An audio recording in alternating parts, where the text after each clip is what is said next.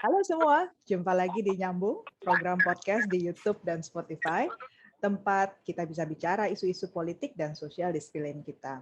Bersama saya Dina Praptora Harja dan co-host saya Nadila Amani. Hey Nadila, sehat-sehat? Alhamdulillah Ibu Dina, aku sehat meskipun beberapa hari yang lalu aku sempat meriang dan demam karena divaksin. Tapi sekarang sudah sehat. Ibu Dina sehat? Ibu Sehat, itu Dina, reaksi normal lah. sih. Tapi alhamdulillah nggak lama-lama ya Ibu, cuma 1-2 hari tidur, minum paracetamol, tidur langsung segar lagi. Syukur deh. Oh, Ibu Saya udah di sehat. vaksin yang kedua, kan? Udah Udah dong. divaksin kan? Udah. Iri. Aku baru yang pertama, Bu Dina. Ya, tinggal satu langkah lagi, you are protected. Oke. Oke, Ibu Dina gimana? Baik? Baik. Kita sore ini di tanggal 2 Agustus ya. Tumben-tumbenan kita rekaman di hari Senin karena Nadila hari Sabtu Minggu tepar. Biasanya kita rekaman Sabtu Minggu, tapi tiba-tiba Ibu Dina boleh digeser. Ya. Buat para pendengar Nyambung, terima kasih sebelumnya ya sudah share, like, komen, subscribe kita, bikin kita semangat lah selalu ya untuk share info-info terkini. Nah, hari ini kita mau coba bahas soal bansos. Nah, saya biarkan nih kali ini Nadila punya pertanyaan apa? Silakan, gitu kan? Edisi keberapa ini kita kali ini? Episode keberapa? Kita episode ke-10, Bu Dina. Bener nih, pas Ibu Dina bilang, Nat, kita hari ini bicara bansos ya. Soalnya banyak ya, Bu, lagi di berita juga kan. Soal pungli lah, soal nggak lagi biasa. Bansos tuh masalahnya nggak targeted, terus orang-orang yang perlu malah nggak dapet, itu kan masalahnya sebenarnya diulang-ulang mulu ya Bu Dina ya. Mungkin gini deh, mungkin sebagai biar para pendengar bisa ngerti konteksnya, mungkin Bu Dina bisa deh ngejelasin bansos itu tuh sebenarnya apa sih pentingnya untuk punya sistem bansos yang bagus, dan emang kalau banyak orang yang bilang kalau bansos tuh aduh negara miskin, emang bener ya Bu Dina yang punya sistem bansos tuh cuma negara-negara quote unquote miskin aja Bu Dina? Menurut Bu Dina gimana itu? Ini bansos, kita panjangin dulu ya, bansos itu apa? Jangan-jangan teman-teman juga masih tanda tanya, bansos itu apa sih? Bansos itu bantuan sosial. Kalau dalam studi-studi yang ada, bahasa standar di lingkaran internasional itu namanya social assistance. Jadi social assistance itu sebenarnya bagian dari program-program pemerintah untuk mencapai inklusi sosial. Jadi entah dia dimasukkan di skema besar jaminan sosial atau dia melengkapi skema jaminan sosial yang sudah berkembang di negara itu. Jadi kalau bicara soal bansos, sebenarnya bukan hanya di negara berkembang yang punya, negara maju pun punya. Bahkan secara sejarah, sebenarnya sebelum ada jaminan sosial macam perlindungan kesehatan atau perlindungan ketenagakerjaan yang berkembang berbasis pajak atau berbasis kontribusi dari peserta, di negara maju pun itu mulainya dari bansos. Jadi mungkin pernah dengar lah nanti kalau yang mau belajar lebih lanjut soal ini, soal Poor Law, undang-undang orang miskin. Karena kenapa sih orang miskin atau orang yang status ekonominya rendah itu perlu dapat perhatian khusus? Karena kebanyakan pemerintah itu menyadari bahwa ketika masyarakatnya itu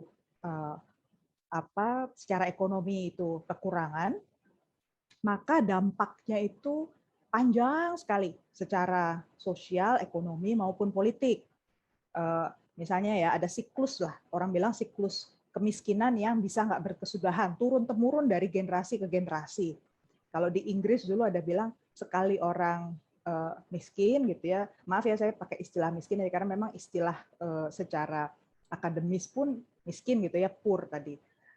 Maka orang biasanya jadi indigent gitu ya, jadi artinya udah lemah banget secara badan, mudah tertular penyakit, bahkan ada istilah di sana, apa ya, saya lupa istilahnya, tapi bahasa Indonesia itu artinya dekil gitu loh, yang artinya lusuh, letak gitu ya, yang kemudian dampaknya tadi mereka seakan-akan jatuh ke jurang kemiskinan. Nah, namanya juga jurang, sekali jatuh susah kita ngangkatnya. Jadi orang tua yang miskin biasanya juga nutrisinya akan buruk ya, buat dia sendiri maupun kalaupun dia sampai hamil, berarti kehamilannya akan kurang gizi. Efeknya anaknya misalnya mengalami stunting. Pernah dengar ya, stunting artinya secara fisik dia kurang berkembang, badannya secara fisik ya, termasuk otaknya. Sehingga ketika dia nanti pun punya uang, dalam perjalanan hidupnya dia membaik, perekonomian keluarganya, dia tetap nggak bisa mengenyam pendidikan yang tinggi karena nggak mampu. Jadi artinya dampak jangka panjang buat masyarakat, SDM-nya, sumber daya manusia di negara itu lemah. Nah, kita tahu kalau SDM-nya itu lemah, daya saing jadi rendah secara ekonomi, mungkin juga akan menguat nih jerat utang, jerat kriminalitas, dan efeknya tentu akhirnya ke biaya politik ya. Nanti model pengembangan di satu negara untuk program ekonomi, untuk program pendidikan atau kesehatan biayanya sangat tinggi gitu. Jadi sekali lagi bansos itu sebenarnya bagian dari program inklusi sosial. Perspektifnya itu kewarganegaraan itu nomor satu. Jadi selama dia warga negara di dalam suatu negara, maka dia harusnya dilindungi. Itu satu. Kemudian perspektif yang menonjol lagi kalau terkait bansos itu biasanya demokrasi. Biasanya haram tuh negara demokrasi nggak punya bansos. Karena dalam demokrasi itu pada dasarnya semua orang harus punya kesempatan yang sama, equal ya, setara, untuk berpartisipasi dalam politik. Nah, kalau orang status ekonominya kurang, otomatis dia juga sulit berpartisipasi. Makanya itu harus diangkat oleh negara. Kemudian yang ketiga itu perspektif negara hukum. Karena kalau negara hukum itu ada orang yang sangat lemah kapasitasnya secara hukum, dia akan cenderung didiskriminasi. Negara itu berarti kurang berpihak ya, berat sebelah. Nah, itu nggak bagus buat negara hukum. Terus kalau di Indonesia sendiri kita kenal istilah keadilan sosial ya. Di konstitusi ada, di semua regulasi perundang-undangan juga disebut berkali-kali. Jadi keadilan sosial tuh artinya ya semua orang harus punya kesempatan yang sama ya. Dan terakhir biasanya dilekatkan juga dengan identitas perlindungan HAM, hak asasi manusia. Jadi bansos itu juga haram hukumnya kalau tidak dimiliki negara yang mengaku negara demokrasi dan melindungi HAM, karena pada dasarnya bansos itu membantu meningkatkan martabat lah kelompok masyarakat yang biasanya tidak dapat perhatian atau biasanya tertinggal. Jadi ini bansos itu fungsinya banyak ya, yang pasti bukan cuma buat si orang yang dapat bantuan, tetapi secara sosial, secara kenegaraan itu efeknya dahsyat kalau dikelola dengan baik. Oke, Bu Dina. Ada satu hal nih yang aku mau tanya sama Bu Dina. Aku pernah kan ngelihat penelitian-penelitian Bu Dina atau kayak pendapat-pendapat Bu Dina, terutama soal inklusi sosial. Nah, di situ aku ingat banget Bu Dina tuh pernah menyatakan bahwa inklusi sosial itu penting untuk merangkul masyarakat rentan. Ya Ibu, kayak yang penting tuh di inklusi sosial adalah masyarakat rentan yang mereka itu baik itu yang mungkin punya kekurangan, punya cacat, atau kelompok masyarakat minoritas, atau kelompok masyarakat miskin. Nah, ada masalah di program Bansos kita nih Ibu, yang orang-orang bahkan pemerintah tuh mengakui bahwa ini tuh masalah yang berulang-ulang. Itu adalah masalah data. Masalah data itulah yang membuat program Bansos kita tuh sering nggak targeted, sering nggak, malah orang-orang yang membutuhkan, masyarakat yang rentan ini yang harus menjadi sasaran inklusi sosial ini Bu Dina, malah yang nggak dapat Bansos gitu. Jadi malah mereka yang nggak dapat, dan juga orang-orang yang masuk ke dalam kelompok rentan ini malah yang nggak terdata gitu Bu Dina. Jadi menurut Bu Dina ini tuh masalahnya tuh di mata Bu Dina seperti apa sih? Nah, kalau kita bicara soal data, kita mundur sedikit deh saran saya sebelum kita masuk ke data. Karena data itu pada dasarnya semua negara nggak ada yang punya perfect. Ya. Bahkan di negara maju macam Amerika Serikat atau negara-negara Eropa ya macam Inggris atau Italia, sifat data pendudukan itu selalu dinamis. Apalagi kalau bordernya terbuka ya, perbatasan mereka terbuka. Ini negara-negara yang migrasinya tinggi, dia terima migrants gitu ya ke negaranya. Kemudian juga orang itu juga secara strata sosial nggak stay di satu tempat biasanya, tapi mereka bisa tiba-tiba drop, jatuh ke kemiskinan karena banyak faktor ya. Ada banyak faktor yang membuat orang miskin, misalnya karena dia sakit keras atau kehilangan tulang punggung dalam keluarga. Jadi atau misalnya tiba-tiba terjerat utang gitu karena dia salah ngambil pilihan ketika mau studi lanjut gitu tapi ngambil utangnya salah gitu ya, itu bisa juga jatuh ke jurang minyak. Jadi ada banyak faktor yang membuat orang yang sebenarnya secara historis mungkin nggak mungkin jatuh gitu ya ke kemiskinan itu bisa jatuh ke situ, dan bukan berarti dia nggak qualify juga untuk dapat bantuan sosial gitu. Itu satu. Jadi kalau kita mau bicara data, berarti sebelum kita bicara data, kita mesti bicara dulu bahwa bansos itu punya desain. Bansos itu punya dua macam bentuk.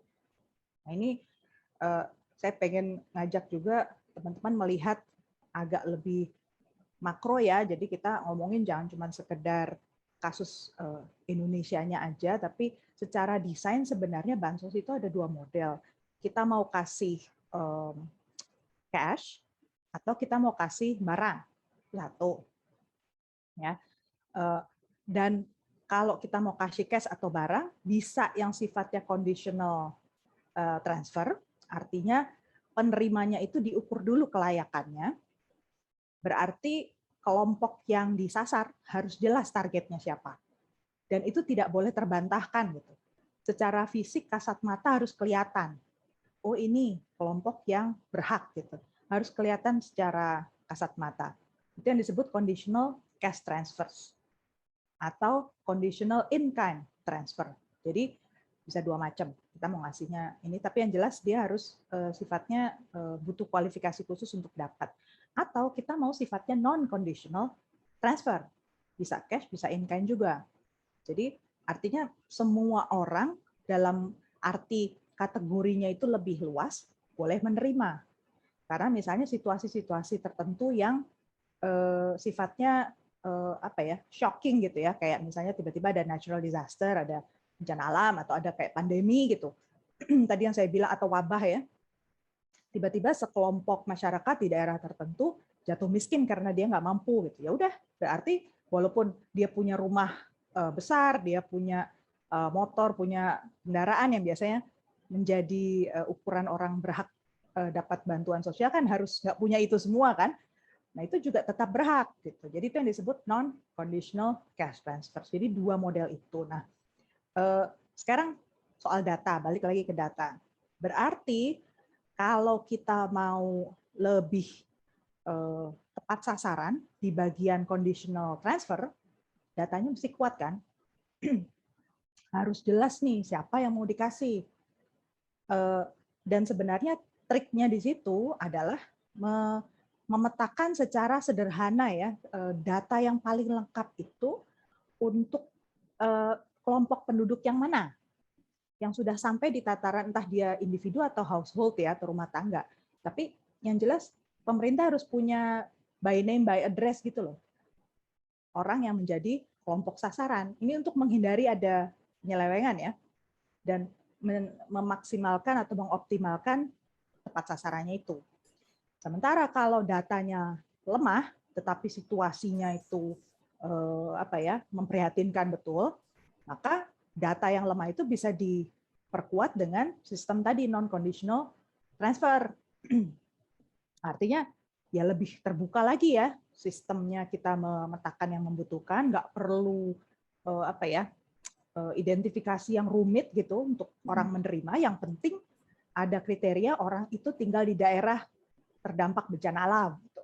Semuanya menerima jumlah bantuan yang sama, entah itu bentuknya paket makanan atau kalau di Amerika itu seringnya food stamp ya, kayak voucher belanja gitu untuk kebutuhan sembako, atau dia terima uang gitu.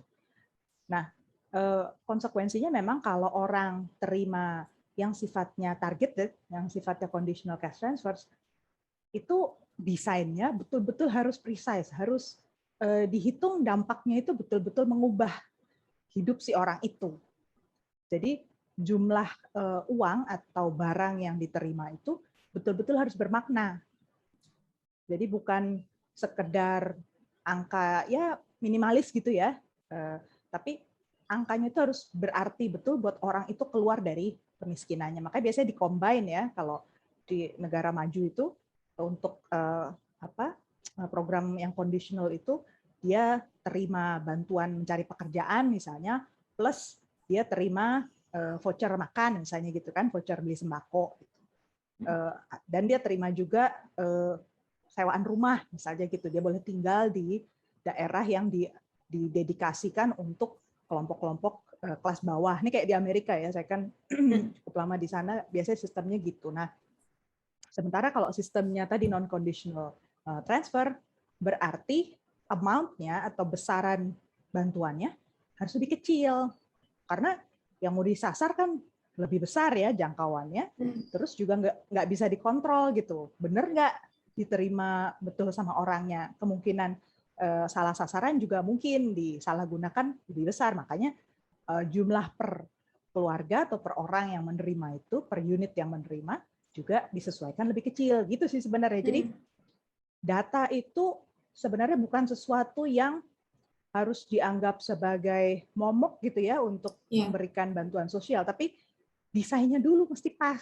Kalau desainnya nggak pas, datanya mau apa juga bisa salah sasaran, itu menurut saya ya. Oh, berarti bansos itu mainly tanggung jawabnya pemerintah ya, Bu Dina ya? Emang? Yes. Jadi bansos itu ibaratnya penanggung jawabnya ya harus negara. Desainnya harus dari negara, harus jelas nih akuntabilitasnya, siapa yang boleh ngeluarin duit, menghitung sumber datanya apa, besaran per orangnya apa, itu jelas instansinya. Nah, masalahnya nih kalau kita boleh masuk ke kasus Indonesia, si Nadila boleh tanya lagi kalau ini. Kasus Indonesia itu instansi yang bertanggung jawab tidak tunggal. Gimana tuh, Bu? Jadi multiple lah sumbernya itu. Nah, dalam kondisi di mana sistem pengelolaan bantuan sosial itu dipegang oleh banyak instansi, maka tentu kompleksitasnya bisa lebih tinggi. Itu satu. Kemudian yang kedua, di Indonesia itu ada kecenderungan untuk menetapkan kelayakan ya, dasar kelayakan menerima bansos yang idealis banget, kalau boleh saya bilang ya, idealis banget gitu. Jadi makanya saya pikir saya berani bilang ya, fungsi bansos itu berarti bukan ke masyarakatnya, tapi lebih ke politisi atau birokrasi yang berkuasa pada saat itu. Karena yang dilihat itu lebih keperluan birokrasinya atau politisi yang memberi pada masa itu, bukan ke orangnya. Ginilah istilahnya, kalau orang mau ngasih pada seseorang, tadi kalau katakanlah dia memang daerah yang terdampak buruk wabah gitu ya, ya udah syaratnya dia tinggal di daerah situ, daerah yang misalnya zona merah banget gitu ya, merahnya tuh di level berapa, tingkat kematiannya berapa, berarti kan semua harus di lockdown gitu ya. Ya udah di daerah situ aja kan bisa dipertanggungjawabkan ya, daerah situ indikatornya ini, berarti secara akuntabilitas semua orang di sana kalau dikasih bantuan paket makanan sekian itu sah-sah aja gitu kan. Nah kalau di kita itu ada syarat-syarat tambahan yang cukup rumit. Misalnya daerah itu selain PPKM-nya level 4, tapi juga harus menerima ada di daftar DTKS ya, daftar kemiskinan yang ada di Kementerian Sosial. Nah, problemnya data kemiskinan itu tidak menjangkau semua orang gitu. Saya tahu lah di level pemerintah daerah pun udah mengatakan bahwa gap antara data itu dengan orang miskin yang actual ada di setiap daerah itu bisa 20-30% tergantung daerahnya mana. Karena ada keterbatasan tadi kemampuan pemerintah pusat memasukkan orang di data itu. Entah karena yang miskin memang atau yang kurang mampu dan yang rentan ini nggak punya ID card atau identifikasi diri yang jelas, atau memang nggak terlacak gitu kan, karena posisi mereka di daerah-daerah yang agak terpencil gitu, mereka nggak di cover gitu. Jadi syarat itu mesti sederhana ya supaya orang itu terjangkau gitu, orang bisa dapat yang dia mau gitu loh. Itu sih, Nat. Oke Bu Dina. Sebenarnya tuh kalau di Indonesia itu tuh bansos itu ada pengawasnya nggak sih Bu Dina yang di luar pemerintah gitu? Kalau menurut Bu Dina, dari pandangan Bu Dina, implementasinya sistem bansos di negara maju dan negara berkembang tuh ada yang signifikan nggak bedanya? Ada sih. Jadi memang betul poinnya tuh di monitoring ya. Monitoring itu harus dilakukan oleh pihak yang betul terlatih dan punya punya jangkar yang kuat secara kelembagaan untuk diterima laporannya gitu loh. Jadi bukan sekedar ini cuma masukan aja dari masyarakat, didengar boleh enggak gitu, enggak apa-apa juga gitu kan. Itu yang kalau kita lihat misalnya di Indonesia itu dari waktu ke waktu, dari zaman reformasi mulailah tahun 97-98 sebenarnya upaya mengatasi kesenjangan sosial juga kerentanan masyarakat itu diberikan dalam bentuk bansos. Banyak banget bentuknya. Bisa dieksplor lah teman-teman bentuk-bentuknya apa. Dan itu bisa diberikan oleh siapapun. Sumber dananya pun bisa dari APBN, bisa dari APBD. Dan ada yang sudah didesain cukup elaborate gitu ya, cukup intensif, bahkan udah berkali-kali istilahnya pilot projects gitu ya, kayak program PKH misalnya, program Keluarga Harapan, itu kan udah cukup lama tuh dibahas. Dan ada bantuan yang sifatnya sembako, dulu namanya Raskin ya, beras untuk rakyat miskin gitu kan. Kemudian ada bantuan sosial pangan. Kalau sekarang bayangin aja Kemensos punya banyak nih project bansos ya, ada yang bantuan pangan non tunai, ada bantuan pangan yang bentuknya sembako, kemudian ada bantuan sosial tunai atau yang zaman dulu dibilangnya BLT ya, bantuan langsung tunai. Sekarang bantuan sosial tunai. Bantuan sosial tunai aja di Kemensos saat ini nih ya, saat pandemi ada dua kanal. Yang satu lewat himpunan bank milik negara, yang satu lewat PT Pos. Gitu. Belum lagi Kementerian UMKM, Koperasi dan UMKM juga punya. Kemenaker juga punya. Kemudian APBD juga punya. Masih ada subsidi listrik, masih ada, pokoknya setiap instansi punya gitu kan, project bansos. Nah, gimana mungkin sih orang memantau semuanya satu-satu? Pertanyaannya betul itu. Di Kemensos aja siapa sih yang ngawasin gitu? Kalau di Amerika bedanya cuma satu lah, sederhana banget sistemnya. Di tingkat pemerintah federal dia punya social service ya. Jadi tenaga-tenaga pengawas sosial yang memang punya ada bidang ilmunya sendiri tuh, social worker itu. Dia tugasnya mendeteksi lah orang mana yang betul-betul miskin, tandanya apa, kerentanannya apa, secara psikologis juga gimana, secara sosial gimana gitu. Jadi terlatih betul lah mereka mengidentifikasi kebutuhan orang yang rentan gitu ya. Dan itu ditempatkan lah, ada kantornya, mereka yang mengawal, mereka yang cukup ditakuti lah sama orang-orang yang kurang mampu itu, karena nggak boleh bohong gitu kan. Betul nggak mereka masih layak untuk menerima bantuan, harus berapa kali dia dicek sampai ke rumahnya dan sebagainya. Nah nanti di tingkat pemerintah negara bagian, nah itu tinggal eksekusi yang sifatnya tadi bantuan-bantuan sifatnya non tunai ya. Kalau di Amerika itu akhirnya dibanyakin non tunainya supaya nggak bocor tadi. Jadi nggak mungkin bentuknya cash bisa dipakai buat beli yang lain-lain yang nggak sesuai gitu kan. Itu di pemerintah negara bagian akhirnya menyesuaikan sesuai anggaran daerah masing-masing.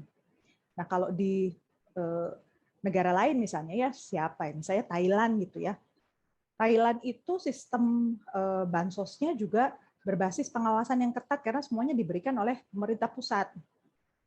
Justru kalau di Indonesia ini kan desentralisasi ya, jadi pemerintah daerahnya sebenarnya kalau mau dirujuk modelnya cocok juga ngelihat kayak Amerika gitu ya, masing-masing negara bagian atau kalau kita di kabupaten kota bisa ngasih bansos gitu kan. Tapi kalau di Thailand itu terpusat dan sistemnya dipantau lah di Kementerian Sosialnya itu ada social worker-nya juga. Singapura apalagi dia punya social worker yang punya asosiasi dan memantau gitu kan, ketat lah anti korupsinya gitu. Nah kalau di kita gimana ya, kita bilang siapa yang mantau itu kan pertanyaannya, betul itu. Iya Bu Dina, makanya nih soal monitoring Bu Dina. Kita tuh digegerkan sih berita banyak sih soal mensos kita Bu Risma yang sidak soal pembagian bansos gitu kan Bu Dina. Ternyata tuh beliau tuh menemukan kalau misalnya banyak sekali pungli Bu Dina, banyak lah, ada yang minta biaya kantong kresek lah, ada yang receh-receh gitu loh Bu Dina, ada yang tiba-tiba minta bagian untuk ambulans, misalnya ada ambulans, dan itu banyak terjadi di daerah-daerah. Itu tuh sebenarnya gimana sih Bu Dina, apakah itu juga dipengaruhi oleh budaya kita yang bayar tanda jasa gitu kah Bu Dina? Menurut Bu Dina gimana? Menurut saya ada beberapa level ya kalau ngelihat masalah itu kan pelanggaran sama masalah deviasi juga dari intensi awal dari bansos itu sendiri. Jadi kalau dilihat dari desain, kalau desainnya itu sederhana, sebenarnya dari pusat langsung sampai daerah itu harusnya bisa lancar gitu, nggak harus berhenti di setiap meja. Ya Kak, kalau dia berhenti di setiap meja, kemungkinan setiap meja ngutip kan jadi lebih gede. Karena makin jauh dari pusat ke daerah, makin susah kita ngawasin kan. Makin rumit, apalagi ya maksudnya di asumsinya tadi idealismenya itu jangan kemudian kita kirim ke mana dari kantongnya pemerintah pusat, dititipin dulu ke Pemda ini, nanti baru Pemdanya menyalurkan lagi itu dengan bayangan idealisme bahwa yang dititipin itu beneran akurat Mana? ya, bantuan amanah gitu ya. Jadi itu satu misalnya ya. Semakin dia langsung, garis akuntabilitasnya juga jelas. Jadi kalau ya berani jadi garis perintahnya itu jelas lah, garis tanggung jawabnya juga jelas, itu satu. Terus yang kedua, sanksinya jelas enggak gitu. Jadi satu faktor yang saya perhatikan cukup mendemotivasi ini ya pejabat gitu atau oknum pejabat yang akhirnya berani-beraninya gitu melakukan tindak pungli, karena enforcement atau penegakan hukum di Indonesia ini masih lemah. Bayangin aja kelas kakap yang udah level menteri ya kalau kita boleh sebut, dia ngutip juga kan sama aja dia pungli ngambil 10.000 dari setiap paket gitu bungkus kan. masih mau gitu ngambil uang kresek gitu kan. Itu aja masih tanda tanya nih, orang dihukum serius apa enggak gitu, hukuman berat atau enggak, padahal harusnya seberat-beratnya betul untuk sebagai contoh ya. Tapi kalau dia hukumannya cuma ya 5 tahun, 7 tahun, bahkan 10 tahun, orang juga pikir, wah level kayak gitu aja bisa lolos kan, boleh gitu berarti. Apalagi kalau lebih menyakiti lagi kalau ternyata orang itu bisa balik lagi berpolitik, masuk lagi di pemerintahan somehow di mana gitu. Ini demotivasi betul untuk penegakan hukum. Jadi administrasi yang rumit, ditambah buruk pengawasannya, ditambah enforcement-nya yang rendah. Udah resep tuh. Untuk pasti ada yang ngambil kesempatan dalam kesempitan. Ya. Jadi kalau saya kurang setuju dengan istilah budaya udah mendarah daging deh gitu di Indonesia. Saya pikir mendarah daging itu karena orang tahu sistemnya itu rumit gitu. Itu satu, penjahat itu main di ranah yang banyak ceruk-ceruknya lah, biasanya penjahat itu. Terus yang kedua, ini orang jarang mikir mungkin, Nadila. Kalau saya pikir sistem bantuan sosial itu pada dasarnya jangan sampai membebankan orang-orang yang sebenarnya mandatnya bukan sebagai pengawas atau pengantar bansos gitu. Saya ambil contoh gini deh, karena tadi sistem kita itu desainnya rumit ya, kayak misalnya bantuan program subsidi gaji misalnya. Saya sebut aja ya, satu program subsidi gaji oleh pemerintah itu mengharuskan ada identifikasi bahwa orang itu penghasilannya di bawah 3,5 juta untuk dapat uang 1 juta. Tapi prasyarat tambahannya adalah orang itu harus bekerja di daerah yang level PPKM-nya 4. Pertanyaan saya, emangnya punya kementerian kita itu data orang itu kerja di daerah mana? Ya enggak? Nah terus kalaupun orang itu gajinya di bawah 3,5 juta dan itu kelihatan datanya misalnya di BPJS Ketenagakerjaan, pertama orang harus tahu bahwa yang ikut BPJS Ketenagakerjaan itu masih sedikit sekali, kurang dari 20% penduduk Indonesia yang usia produktif ikut di situ. Itu satu. Terus yang kedua, si menteri kita ini juga nggak ngomongin tentang orang yang berhenti mengiur karena pandemi. Kalau dia berhenti mengiur, dia qualify juga nggak? Nah, kalau dia nggak qualify kan artinya menyalahi amanat tadi ya, namanya dia nggak punya pekerjaan lagi, dia nggak mengiur, tetap dong dia harus berhak, walaupun berarti kan dia sama sekali income-nya nggak ada gitu kan? Itu tercatat nggak, terima juga nggak? Terus yang ketiga tadi, Bu ya jangan bikin peraturan yang mereka sendiri nggak punya datanya. Nah, kalau orang nggak punya datanya, akhirnya bebannya ke siapa? Ke RT mungkin kan? Cari dong tetangga kamu yang income-nya di bawah 3,5, bayangin aja gimana caranya dia verify gitu ya. Bapak income-nya berapa gitu.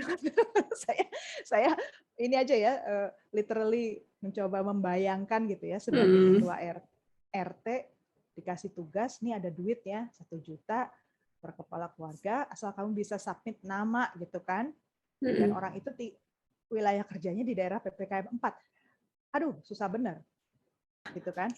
Jadi beban kerja tambahan untuk orang-orang yang sebenarnya secara mandat gajinya dia itu kan nggak ada buat ngerjain itu.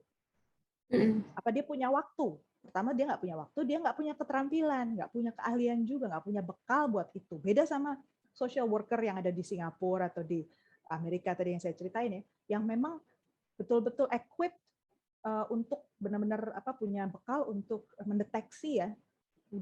Dan dia dibayar buat itu, memang pekerjaan dia itu gitu loh. Nah, ini kita hal-hal kayak gini lah yang akhirnya membuat sebagian orang kemudian merasa ya sah-sah aja lah, saya susah tiap hari keliling ke kampung-kampung ngecek siapa yang berhak terima. Bolehlah saya terima juga, saya juga penghasilan saya kurang gitu kan. Jadi bukan budaya ya, saya nggak setuju ini budaya, tapi again kesenjangan dalam desain. Menurut saya itu penting sekali untuk dicermati dan jangan ditangkal lagi lah, nggak usah dianggap nggak ada ya menurut saya. Ini masalah klasik betul. Menurut kamu tadi betul. Ini masalah berulang terus. Makanya Bu Dina, berarti emang masalahnya tuh kompleks ya Bu Dina, nggak bisa diselesaikan dengan harus bikin satu badan, satu satgas, nggak cukup. Itu harus dari desain tadi, harus dari gimana Bu Dina, menurut Bu Dina? Tapi ya doable ya. Menurut saya gini, kadang-kadang orang Indonesia itu kalau disampaikan poinnya seperti kamu bilang tadi, kompleks ya. Wah, yang ada malah nggak diselesaikan, Nat. Kompleksnya nggak usah deh. Gitu. Nggak usah deh. Nanti aja pemerintah periode selanjutnya. Gitu ya Bu Dina. Nah, itu. Jadi kelemahan kita itu adalah ketika satu program dianggap nggak sempurna, dia bikin program lain gitu loh. Sementara program yang lama nggak ditutup juga, tetap berjalan juga. Jadi pertanyaannya kan tepat sasarannya nih kapan bisa kelar gitu kan? Jadi satu hal yang menurut saya esensial, udah deh kalau ke depan itu betul-betul mau serius membenahi bantuan sosial, yang by the way kalau bantuan sosial ini kelar, sebenarnya otomatis, saya bilang otomatis program jaminan sosial, macamnya BPJS Kesehatan, BPJS Ketenagakerjaan, perlindungan buat perempuan, perlindungan buat anak yatim, itu semua bisa benar semua tuh, bisa membaik secara keseluruhan. Syaratnya satu, untuk bisa memperbaiki bansos itu, yang paling penting dirapikan itu data kependudukan.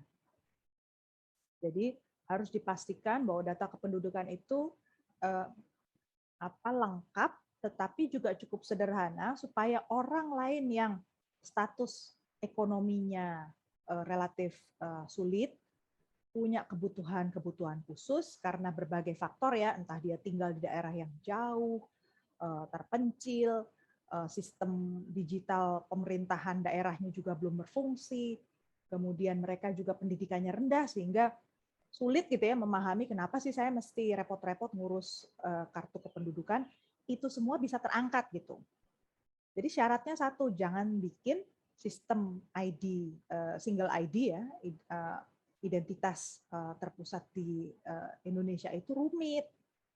Itu deh direformasi, karena dulu itu ketika mau bikin sistem single ID tahun 2000, kalau nggak salah ya 2014-2015 lah ya, itu udah rame tuh. Orang excited banget kita akan menuju pada satu sistem data tunggal gitu kan. Di mana nomor NIK-nya tuh sederhana gitu. Tapi kan kok ya kebetulan akhirnya ujung-ujungnya sistem pendataan kependudukan itu malah jadi proyek politik ya. Ujung-ujungnya korup kan ya di IKTP kan. Satu. Terus yang kedua, nomor NIK kita panjang bener kan ya, Nat? Iya Ibu, nggak bisa dihafalin Ibu, nggak bisa dihafalin. Nggak bisa dihafalin. Jangankan dihafalin, Nat. Jangankan dihafalin. Semakin apa ya? Semakin kapasitas orang yang mendata penduduk di daerah itu rendah, sering banget salah input. Salah input. Kayaknya sepele buat kita, tapi begitu kurang 1 digit atau nggak akurat 1 digit kan datanya nggak matching. Nah, udah gitu syarat tambahan lagi kalau saya ambil contoh lagi Amerika deh. Ketika kita mau daftar apapun lah, SIM, buka rekening bank, mau klaim bansos gitu ya, itu cukup masukin Social Security Number yang sebenarnya kayak NIK itu. Dan itu cuma 8 digit ya, saya lupa saya berapa, 8, pokoknya dikit lah, digitnya separuhnya digit kita lah untuk NIK. Dan itu intinya nggak perlu cukup itu dan nama. Jadi bahkan kalau di Amerika domisili nggak perlu, tapi tinggal nanti ada nama ibu kandung dan sebagainya, itu lebih basic lah. Nah di kita kan selain NIK ada nomor ini ya, kartu keluarga, terus masih ada alamat, jenis kelamin. Nah, itu yang kalau dalam alamatnya juga harus sesuai KTP-nya, Bu. Nah, itu. Dan di dalam kasus yang ditangani saya di studi-studi yang lain kan saya menemukan ya bahwa kenyataannya banyak penduduk Indonesia itu yang nggak akurat gitu. Namanya, alamatnya, bahkan yang paling mengejutkan ternyata ketika orang mau klaim program pemerintah, jenis kelamin aja salah. Saya nggak ngerti juga gimana pencatatannya waktu di kelurahan tuh gimana gitu kan. Jadi sudahlah, nggak usah bikin sistem yang rumit karena masyarakat kita itu masih banyak yang butuh dibantu gitu. Kalau sistem itu membaik, otomatis semua orang terdaftar. Kalau semua orang terdaftar, bikin program yang targeting kan juga lebih enak gitu. Itu aja sih, Nat, menurut saya menurut saya nggak susah-susah amat juga, tinggal punya kemauan politik atau enggak untuk menjembatani setiap sektor yang pengennya macam-macam gitu. Dan setiap kementerian, setiap instansi itu pada dasarnya memang pengen punya program bansos. Itu kenyataan lah. Dari waktu ke waktu program bansos itu seksi secara politik gitu ya. Jadi makanya semua orang pengen punya program bansos. Nah, pertanyaannya adalah seberapa efektif, tepat sasaran atau enggak, diselewengkan atau enggak gitu. Nah, itu yang harus kita jadikan perhatian bersama. Jangan sampai yang uang yang harusnya buat siapa jatuhnya ke siapa ya nggak ada. Benar Ibu, setuju. Pokoknya berarti intinya adalah harus disinergikan semua ya Bu Dina. Harus disinergize dan harus dinyambungin. Selalu. No pun intended. Nah gitu deh. Jadi buat para pendengar nyambung, kalau masih ada hal yang mungkin perlu kita gali lebih dalam ke depan, kasih tahu aja ya, kasih komen, kasih pertanyaan, nanti bisa jadi pembahasan kita untuk nyambung edisi berikutnya. Iya, setuju Bu Dina. Terima kasih banyak Bu Dina buat paparannya hari ini yang super menyenangkan dan super enlightening, dan juga pendengar nyambung yang udah bertahan sampai kita selesai ini ngomong ocehan kita berdua Bu Dina. Setiap minggunya yang sudah setia. Terima kasih Bu Dina. Jadi terima kasih sekali lagi buat yang sudah share, komen. Mudah-mudahan kita makin semangat juga ya buat kalian. Siap Bu Dina. Okay. Dan nyambung, ada kabar Bu Dina, nyambung itu di YouTube selalu growing loh Bu Dina. Ini menurut aku akhir tahun kita 100.000 followers loh. 100.000 subscribers. Manifesting. Pakai ini telepati gitu. Iya. Share the energy, spread the energy. Iya, spread the energy. Oke, thank you, Nat. Thank you, Ibu. Sampai ketemu lagi, Bu Dina, minggu depan. Jangan lupa like podcast ini kalau kalian menikmati diskusinya, komen apabila kalian punya pertanyaan atau pendapat, dan subscribe agar kalian tidak ketinggalan episode nyambung setiap minggunya.